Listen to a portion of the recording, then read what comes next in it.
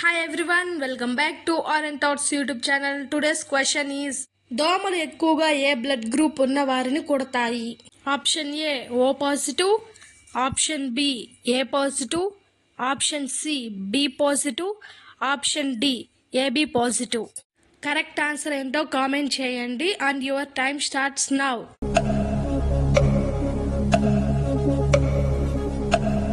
The correct answer is option A O positive.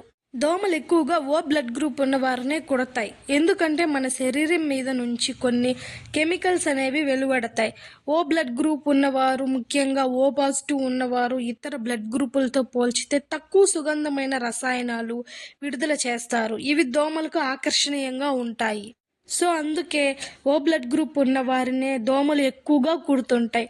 అలాగే O positive blood group ఉన్న వారి metabolism కొంచెం బలంగా ఉండవచ్చు.